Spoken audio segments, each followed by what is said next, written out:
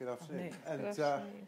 going to take a quick canter now through changes in retirement behaviour, what we're seeing post freedom and choice. If you've come along, I kind of half hoping that you do care a bit. Hopefully we can build on that as we go through the session. And we start thinking about retirement itself, actually. Traditionally, retirement in the workplace, or the workplace at the moment, retirement, or what we mean by retirement, is going through a hell of a lot of change right now in terms of what that represents. I think historically or traditionally, what retirement meant was you worked for an employer to a given age, say 65, and then you retired and you left the business on that day. And if you were lucky, you left the business with a defined benefit pension scheme that would look after you in your retirement. But that's changed. Of course it has. With flexible working, there is no contractual point at where someone has to retire. Employees have the right to extend their working, or at least put a request, and the employers have to take that into consideration. And pension provision in the UK is changing as well. DB, defined benefit pension schemes, are being phased out. And what's replacing that? Defined contribution. What we're seeing is you kind of end up with three cohorts of membership in companies typically, where you've got those who are maybe the fortunate ones who have defined benefit pension schemes, increasingly now only in the public sector. Within large companies, you have a bit of a mix, where you've got folk with some DB and some DC. And I say, what we're going forward, a lot of your people will just have DC, particularly if you're a firm that's been in business for less than 20 years or so. And what we know about DC, given the saving rates that are going into DC at the moment, most of those folk are going to struggle to be able to retire when they want to. Whether they've amassed a sufficient fund to be able to retire when they want to is open to question. So we can expect to see more and more individuals looking or hoping to extend their working life with you. So what I'm going to look at, particularly today, is just look at the world post-pension freedoms. This is the big one, where since 2015, individuals are now able to encash their DC pension plan in one go. And that's led to some interesting behaviours or changes, both on behalf of individuals, but also the industry. What do your peer group think? So we've done some research, talking to larger firms around what they think, what the issues are, and what they intend to do about it, and what those solutions are in our head, and maybe how technology can help implement those. So this issue is all about your over 50s. And if we look at that segment of the workforce, the majority of your employees will fall into this camp at the bottom. So we've segmented it in two areas. So we call it the higher earners. So those earners are earning over £100,000, where either they're likely to have maybe an advisor who can help them through that process, or sufficiently savvy themselves to be able to navigate the choices they've got. The vast majority won't. And since pension freedoms, the whole choice and complexity around what you do at the point of retirement and what choices you make has got a hell of a lot more complicated than what it once was. Those people are going to need some support from you, potentially. So what we're seeing is some real kind of disturbing evidence of what we're calling here systematic market failure. I'll give you some examples of that. So this is using some of the FCA's own data from their retirement outcomes. Individuals are making poor decisions, and often they're making poor, irreversible decisions too. So to give you an example, those who are cashing in their pots, so a number of people post-2015 are just saying, okay, I'm over 55, I'm going to cash in my entire pot. Those that are doing that, 52% of those are simply moving it from the pension fund into a bank account. Just think about that for a minute. So they're taking it out of their own pension fund, potentially paying tax on that, moving it into a bank account and paying interest on that. And they're not necessarily doing anything with the money. They're just moving it into a bank account. Why are they doing that? We can speculate. I suspect it might be because there's a general lack of ownership or mistrust around pensions themselves. Given they're now able to encash their whole pot, they're also being subject to pension scamsters. There's a whole industry that's kind of developed here, where people are being targeted, once they get to 55, by these people to say, look, okay, you can now encash your pot, transfer it from here to here. Some have done that, they transfer the money and they never see the people again, unfortunately. So they need protection against that type of predator. Most of us tend to agree, I think, that advice should be available. Advice, if you can find it, is hard to find. Finding a good IFA, people say to me, how do I find a good IFA? That whole industry has also got a certain reputation. And if you find a good IFA, you're highly likely to be paying for it quite highly as well. So in a drawdown environment where someone's in a pension drawdown taking an income, typical fees are around £1,500 to set the plan up, and then costs around 2.5% per annum. Okay. We're also seeing limited innovation in investment in drawdowns. So someone's taking an income from their pension pot. Many are just sitting in cash. They could be sitting in cash for 20, 30 years with interest rates of where they are. It's not necessarily going to be what they need to sustain an income in the longer term. Just a few issues there that are coming about. Some more data that we've got in terms of what people are actually doing.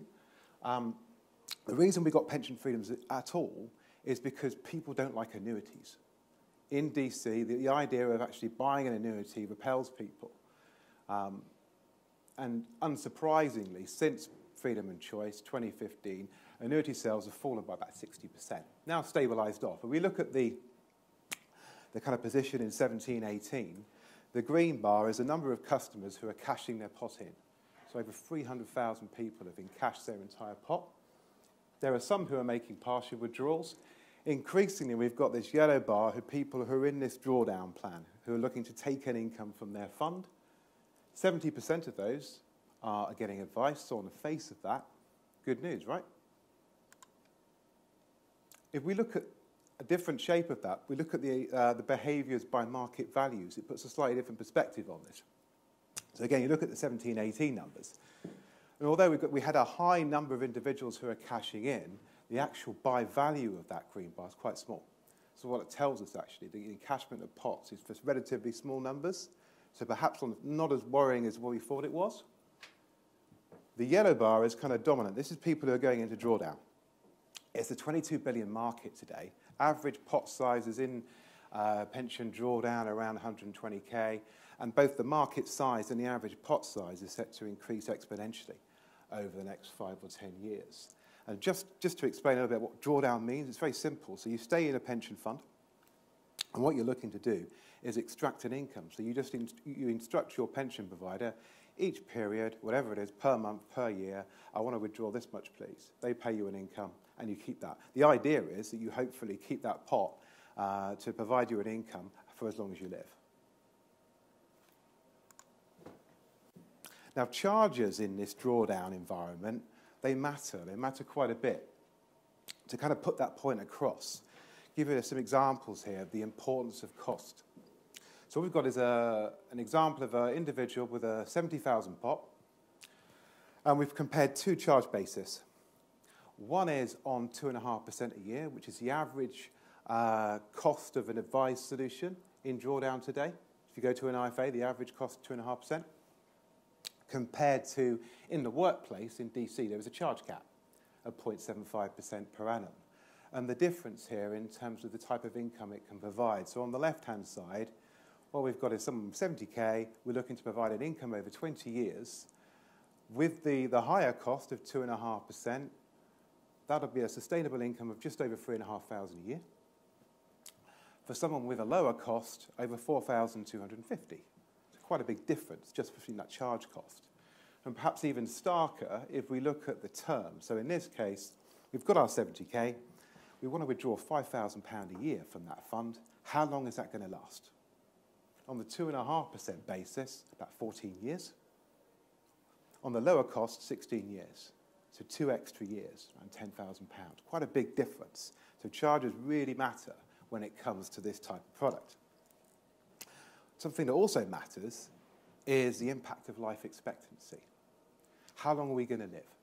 Now, on average, most of us underestimate how long that's going to be. So men, when they get to 65, underestimate that by about 6 years, and ladies about 8 years. But life expectancy is hugely variable depending upon the individual. There's not a kind of average that satisfies everybody. Okay? So it varies according to earnings, lifestyle, family history, those kind of things. What we've found is, through the database that we've built up, We have the largest database of pensioners in the UK through this vehicle we have called Club Vita. And that's enabled us with a rich source of data to really understand longevity, how long people are going to live. Postcode is actually a really good proxy for understanding or predicting life expectancy on a much more precise level. So I've got an example of what I mean by that here for you. So you've got individuals who are living in Edinburgh. So this time we've got a pot size of 100k, 65-year-old male. The average life expectancy for a 65-year-old in the UK is 84. 2 locations in Edinburgh. One in Sidehall, where their life expectancy is 81, compared to Curry, where it's 87. So a 6-year difference in life expectancy from just being down the road. Okay, what does that mean if we apply it into drawdown environment in terms of the income that they need to sustain their life or the rest of their life? So the individual in Sighthill,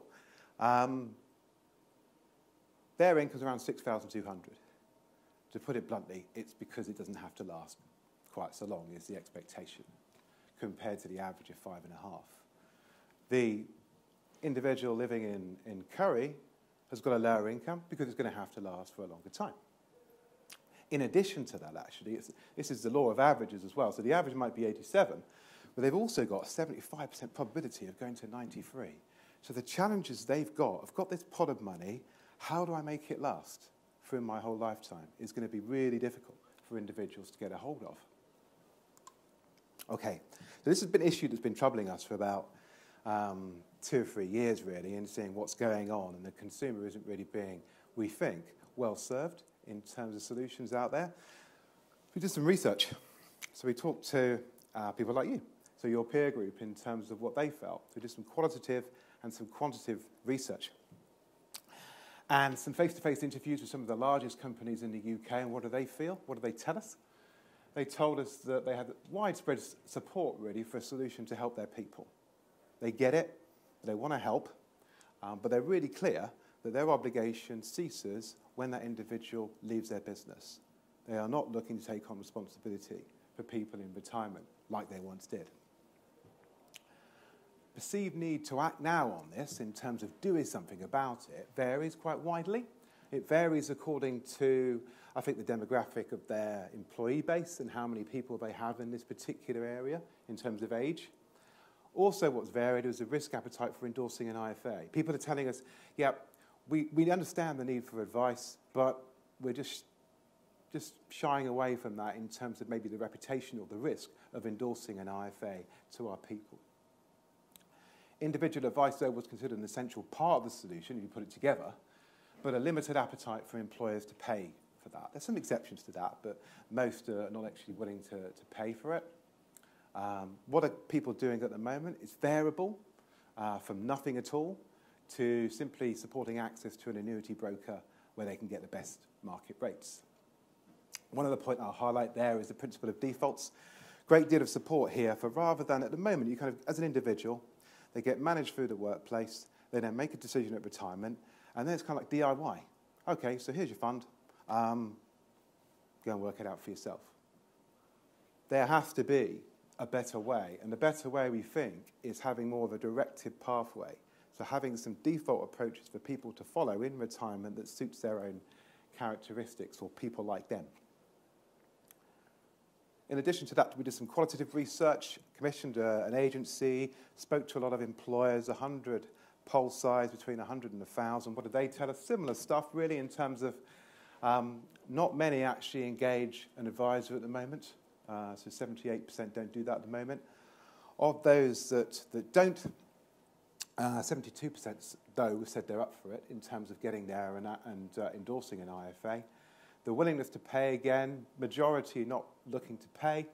Those that are, about the average cost or the contribution they're prepared to make was around £200.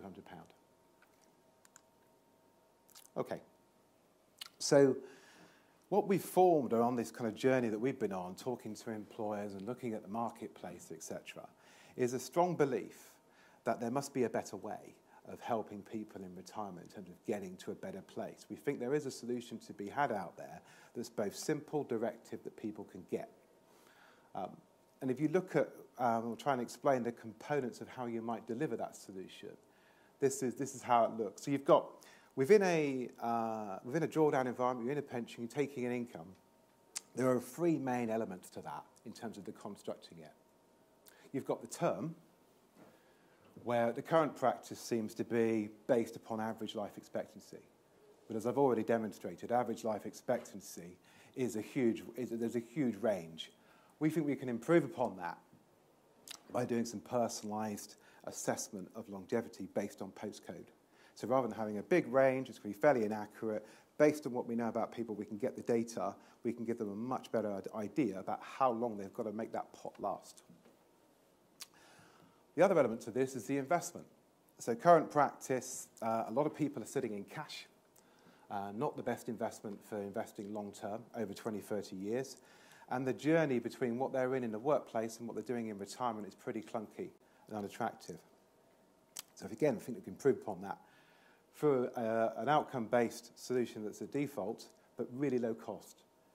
Outlining the need to have a low-cost solution, this is really important. Once you've got those two in place, you can then set someone an income. It's what you think about the behaviours in retirement as well, it's really different. So most people haven't been used to working out how much income they can have every month. They get told, right? They go and work for an employer and they get a paycheck and this is what I've got. In retirement, they're faced with a decision around, well, how much can I have? And they have to try and work it out for themselves. So we can do that. So we can tell them what we believe the income they should have now to sustain them for the rest of their life. And it's not a set and forget position as well. What you do is you then have an ongoing conversation with them about this is the income we set you at this point, and based upon real-time issues, we can play back and say, okay, if the investment has fallen or your health has changed, we then reset the term and the income level to suit that as well. And that can be delivered through a technology solution. I've seen a lot of examples and talk today of AI and innovation. Let me tell you, within the, it might not surprise you, within the retirement world, in the advisory world, light years away from delivering those type of solutions. And I'm trying to work out why this is partly as well. And part of that is the regulatory advice system that we have here. It just provides lots of reasons why not. So we've been working through the system, and every time I hear the answer, no, we can't do it that way, because go away and think about it again. There has to be a better way that we can help people here. And so I've spent a bit of time talking about the tech, or the detail behind this and how you construct it. Of course, that is the last thing you do with an individual in terms of having a conversation. How you do it, we think, is keeping it really simple. So the example on the right-hand side of what we've built, it's going to tell you how much you've got, what your income's going to be, and how long that needs to last. And it's as simple as that. That is all the conversation that needs to be had. And then you replay that, reassess that on a real-time basis. So taking that kind of member UX experience, building in low-cost investment solutions, managing that longevity risk, but also accessing advice in a low-cost way, we think is one of the ways you can help meet the needs of the masses, which isn't being fulfilled right now. Okay, so a quick canter through some of this stuff. Final thoughts that I'll leave you with is that accessing planning and education is increasingly important, given the complexities. Hopefully that's been something I've been able to get across this afternoon. People will find it really difficult, increasingly difficult, given freedom and choice and the increasing options they've got to navigate through there. And there are people out there who will take advantage of that. We expect to see a wider adoption of advisory services through the workplace. It may take a little bit of time. Maybe it's not the burning platform today, given the dynamics of the workforce, but over the next 5 to 10 years, I think we can definitely expect to see that kind of behaviour coming through.